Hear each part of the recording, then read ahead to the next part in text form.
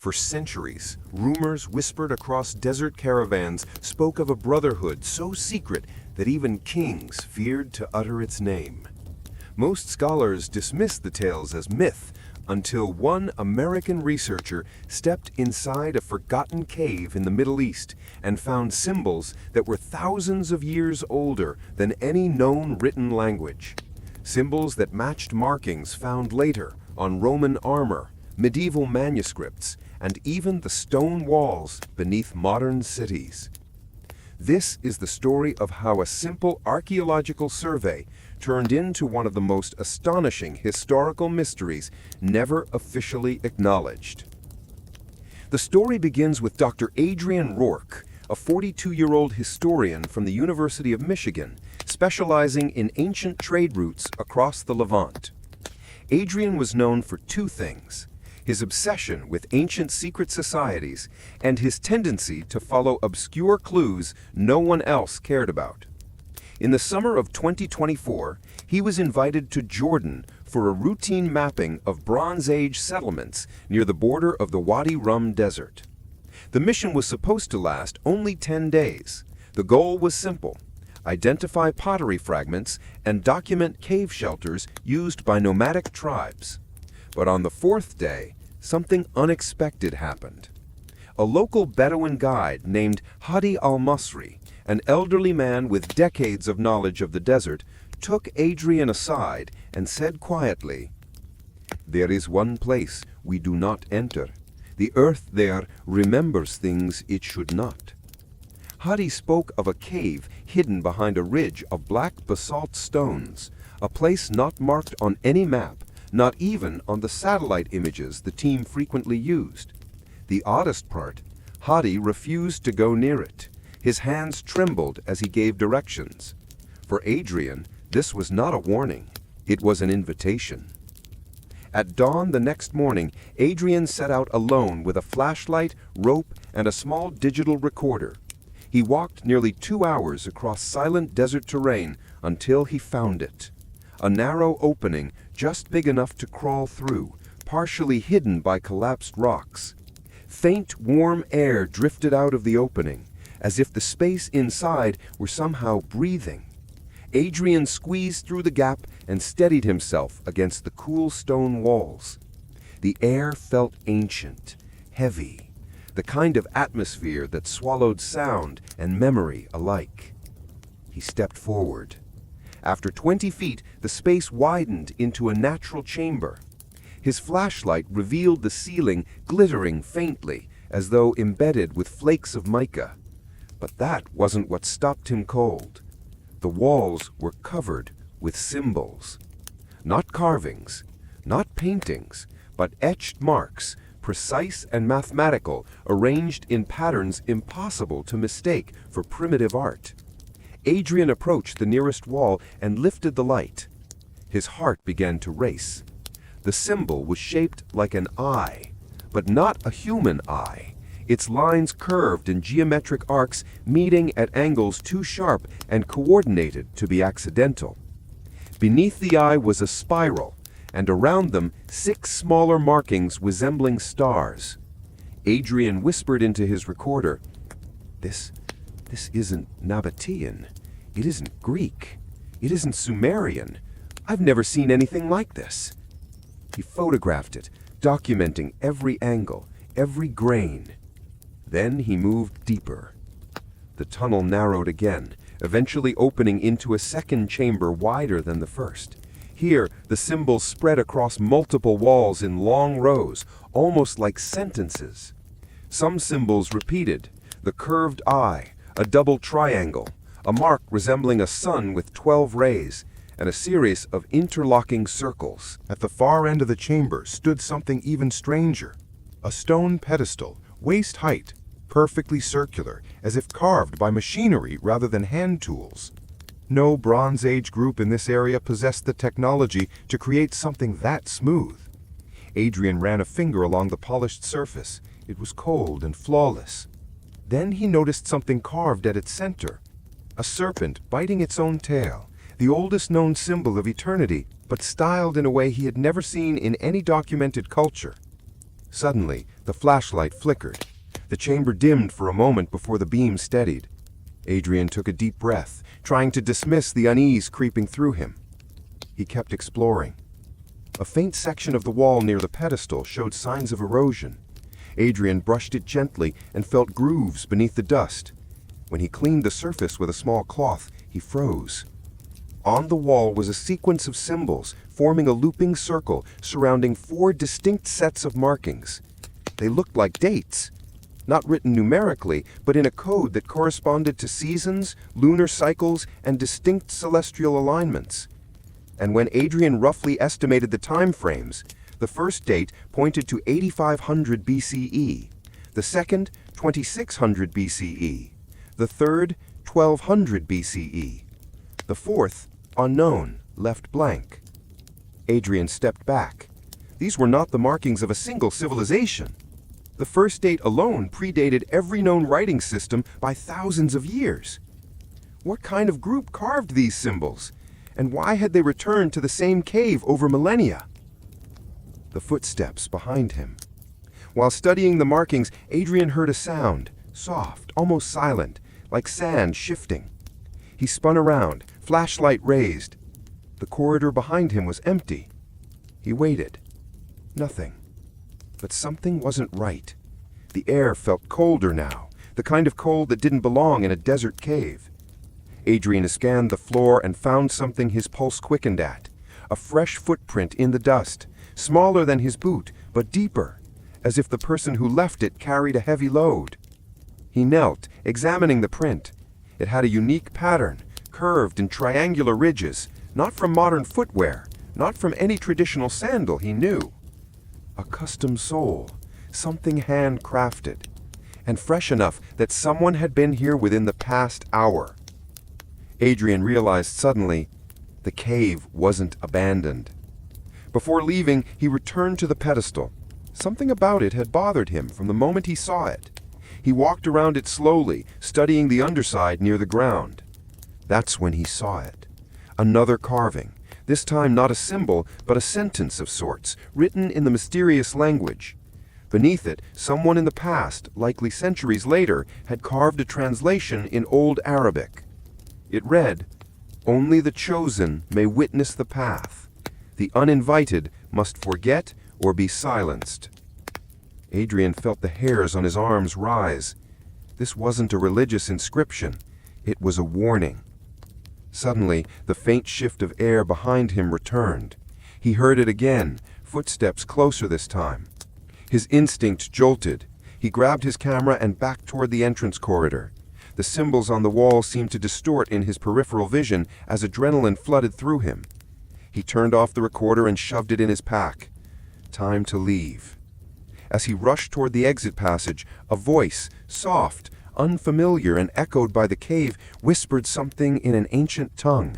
He didn't understand the words. He didn't need to. He crawled out into the desert sunlight, gasping for breath. And for the first time, he realized this cave wasn't a tomb of forgotten history. It was a meeting place. And someone from the hidden Brotherhood was still alive. Adrian did not slow down until he reached the survey camp. Sweat clung to his neck despite the cool desert breeze, and his hands trembled as he fumbled with the zipper of his backpack. He needed to review the footage immediately. Needed proof that what he saw wasn't just an hallucination brought on by exhaustion and old legends. Inside his tent, the dim glow of his laptop screen felt like a small sanctuary. He connected his camera, copying the files one by one. The first images returned instantly. Crystal clear photographs of the cave symbols, the serpent carving, the pedestal. Each photo matched perfectly with what he remembered. But the video recordings told a different story. The first clip played fine. Adrian walking through the entrance tunnel, his flashlight beam cutting through the darkness. The second clip froze. Static lines flickered across the screen, distorting the walls, blurring the symbols. The audio hissed as though the cave itself were whispering. Adrian leaned in closer, his pulse quickening. And then he heard it. A soft breathing. slow and steady, coming from behind the camera's microphone.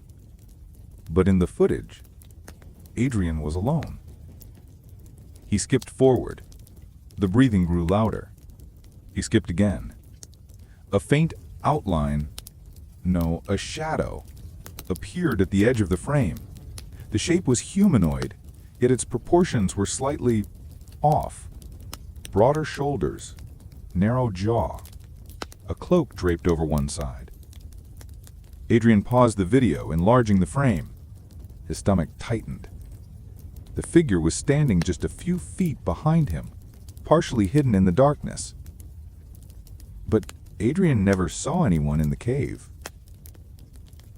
He froze. Someone, or something, had followed him. Not long afterward, the tent flap rustled.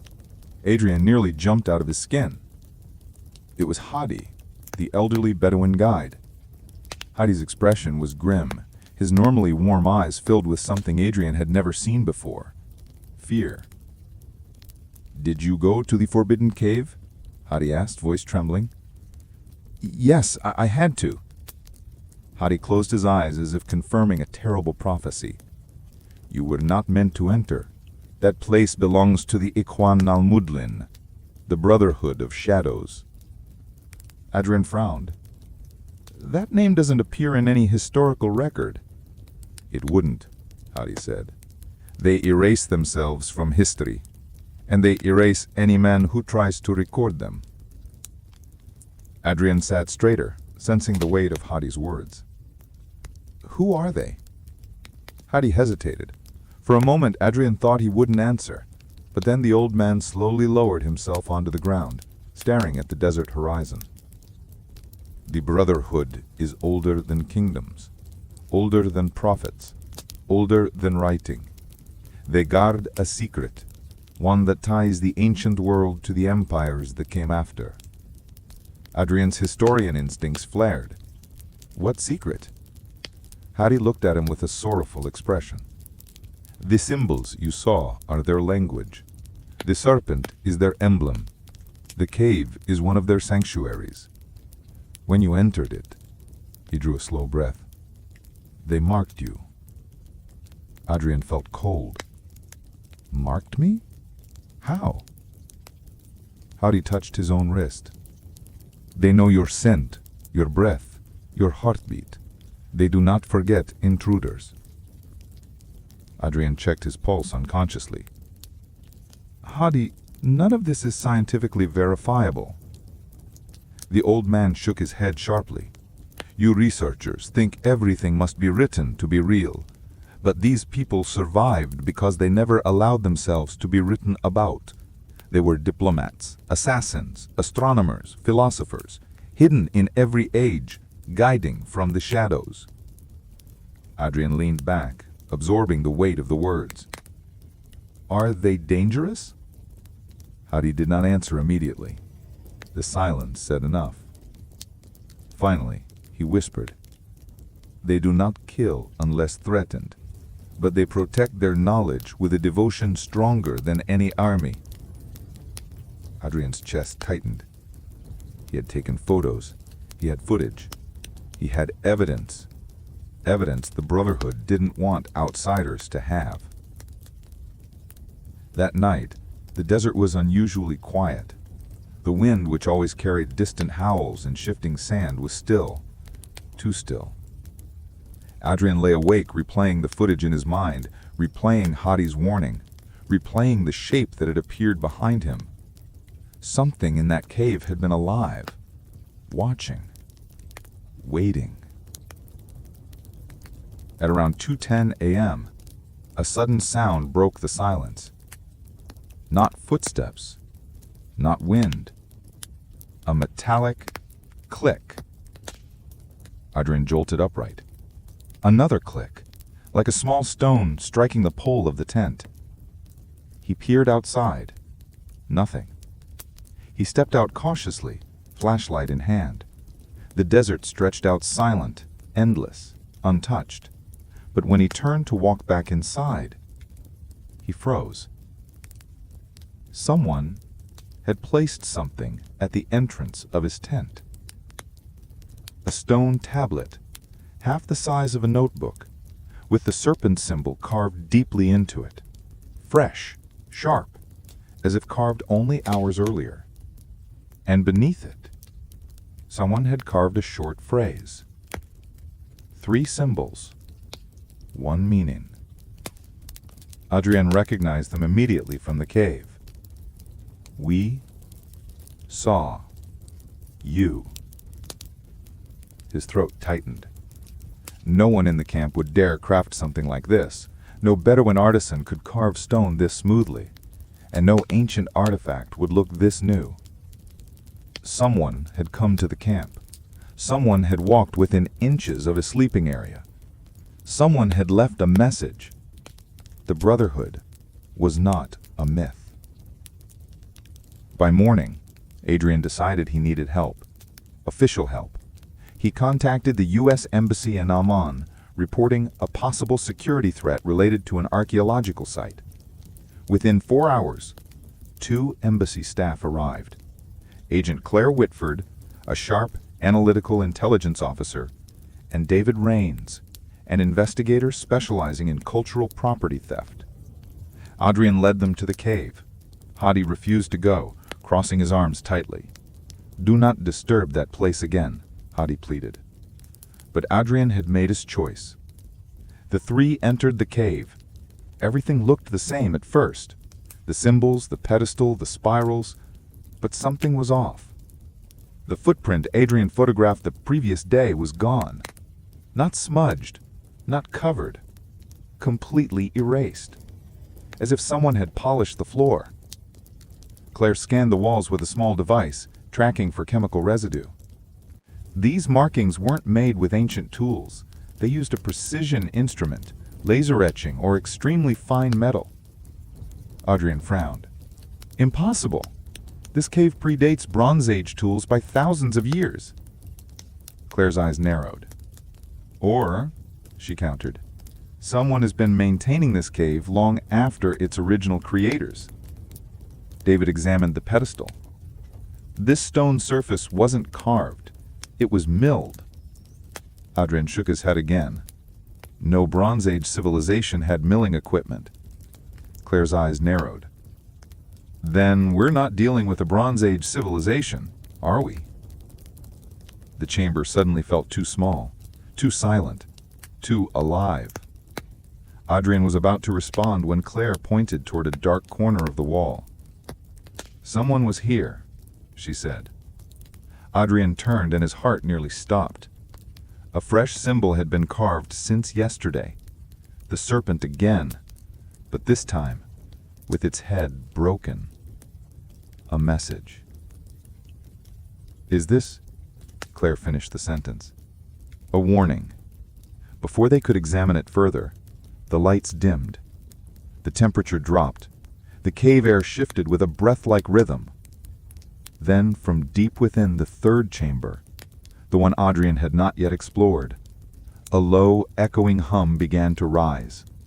Claire reached for her sidearm Out of instinct, David stepped back. Adrien stared into the darkness as the hum grew louder. Something was moving. Something that had been waiting deeper in the cave. Something that had heard them enter. And then a voice, ancient and cold, whispered from the shadows, "Leave." The voice that echoed from the darkness was not loud. It didn't need to be. It carried a weight that pierced the air, a tone so ancient and commanding that even Claire, armed, trained, unshakable, froze in place. David whispered, "Who's there?" The hum faded. The cave returned to silence. But Adrien felt it. They were no longer alone. Claire slowly stepped forward, flashlight raised.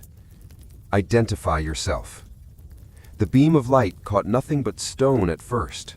Then, movement. A cloaked figure stepped into the edge of the light. The figure's height, posture, and the deliberate slowness of each step projected both power and caution. The hood shadowed the face, but the voice was unmistakable. "You were warned not to enter." Claire kept her hand on her holstered weapon. "State your name." The figure ignored her. It turned to Adrian instead. "You carry what does not belong to you." Adrian instinctively touched his backpack. Inside were photos, recordings, and his notes, evidence the Brotherhood did not want exposed. David leaned closer to Claire. "We should fall back." But the figure raised a hand, an unthreatening but firm gesture. "You misunderstand," it said. "We are not here to harm you." Claire narrowed her eyes. "Your warnings don't sound friendly." "They were not warnings. They were protections. For you." Adrian blinked. "Protections? From what?" The figure stepped closer. The hood fell back slowly, revealing a middle-aged man with deeply lined features, solemn eyes, and a complexion molded by years in the desert. His beard was trimmed nicely, and his gaze carried a piercing intellect. "I am Safir ibn Azam, custodian of the sanctuary, member of the Brotherhood of Shadows." Adrian exhaled shakily. "The symbols, the pedestal, everything here belongs to your group?" "For thousands of years, longer than any recorded kingdom." Claire's skepticism flickered visibly. "That's impossible." Safir gave a faint smile, not mocking, but knowing. "History is a story told by those allowed to speak. We were not." Safir motioned for them to follow him deeper into the cave. Against every instinct, Adrian stepped behind him. Claire followed reluctantly, hand never leaving her weapon. David took the rear, scanning every shadow.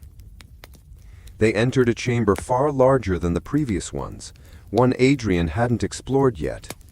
The ceiling arched high, lit faintly by cracks where sunlight filtered in. The walls were covered in symbols, but here the carvings were sharper, newer. "These markings," Safir explained, "span 10,000 years of our memory. Each era's guardians add their knowledge. Each generation protects the next." Adrian stepped closer to the wall. "Your group survived the collapse of empires, the rise of new nations, everything?" "Yes, because we never declared ourselves." Safir pointed at the symbols. "These tell of migrations, star patterns, earthquakes, lost cities, forgotten inventions, knowledge your world has misplaced." Adrian felt a chill. "Why hide all this?" "The world is not gentle with revelation," Safir said. "When one group possesses knowledge unknown to others, they are hunted, enslaved, or destroyed." Claire crossed her arms. "You expect your Brotherhood survived thousands of years purely in secret?" "No," Safir met her gaze. "I expect you to witness, not believe." He walked toward an alcove carved into the stone. Inside sat a series of stone tablets, engraved with unfamiliar symbols arranged in geometric precision. Adrian's eyes widened. "These patterns, they're celestial maps." "Correct," Safir said. "Maps older than Babylon, older than Egypt, charted by those who followed the stars before your ancestors learned to write." David stepped beside Adrian, whispering, "This is unreal." "It is real," Safir replied calmly, overhearing him, "because we lived it." Adrian steadied himself. "So what is your mission? What do you protect?" Safir's eyes softened. "The world believes ancient civilizations vanished because of war or natural disaster, but some vanished because they learned too much, too quickly.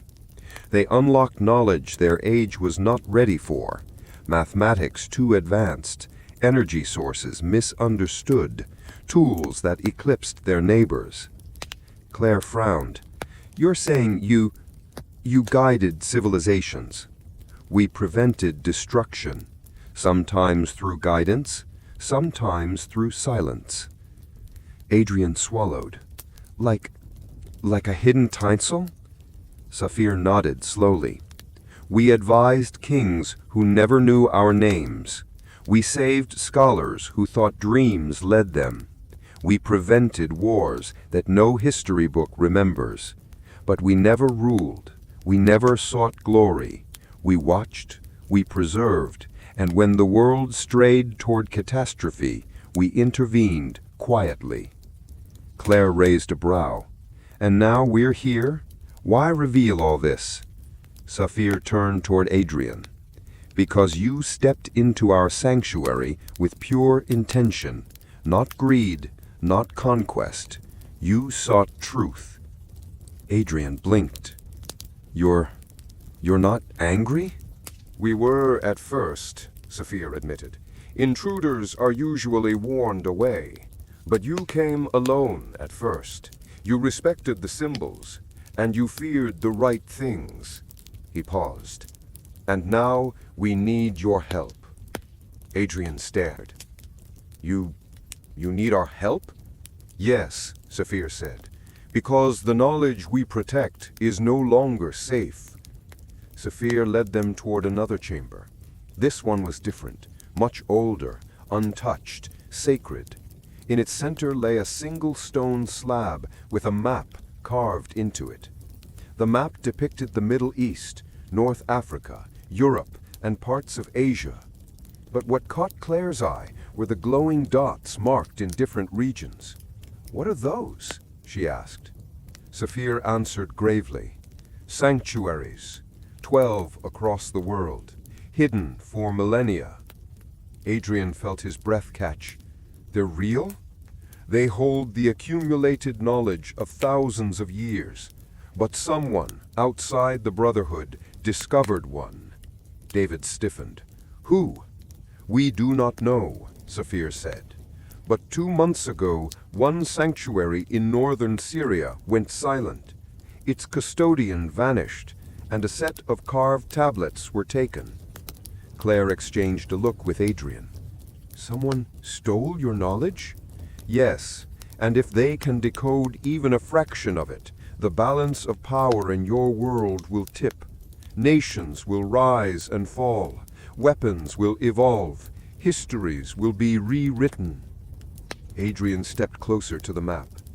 So what do you want from us? Saphir turned to them, voice echoing with centuries of responsibility. You have access, intelligence networks, and global reach. We cannot appear in your world without consequences, but you can help track who took the tablets and prevent the greatest theft of knowledge in human history. Adrian swallowed hard. You're recruiting us? Saphir nodded. You have already been chosen. Now you must choose back. The cavern fell silent. Claire stared at the glowing map, realizing this was bigger than archaeology, bigger than national interest. David looked overwhelmed, but focused. Adrian felt a strange calm, like his entire career had prepared him for this moment. Adrian whispered, "If we say no." Saphir did not threaten them. He did not raise his voice. He said, "You walk away. You forget this place. You lose the chance to save something greater than any of us. And the world moves toward a future shaped by hands that do not care for it." Claire took a breath. "Do we get protection? You get knowledge, and allies who have protected humanity since before your history began." David shook his head, half awed, half terrified. "This is insane." "Truth," Saphir said, "often is." Adrian stepped forward first. "I'll help." Claire hesitated, then nodded. David exhaled and joined them. Saphir bowed his head slightly. "Then the Brotherhood welcomes you." The cavern lights dimmed again, not in threat this time, but in recognition, as though the cave itself understood their choice. Saphir raised his hand toward a hidden passage. "Come, there is much to learn, and little time." Adrian followed, heart pounding with fear and purpose. For the first time in millennia, the Brotherhood of Shadows opened its secrets to outsiders. And somewhere across the desert, in a stolen sanctuary, someone else studied the forbidden tablets, preparing to unleash a knowledge the world was never meant to possess. The story was only just beginning.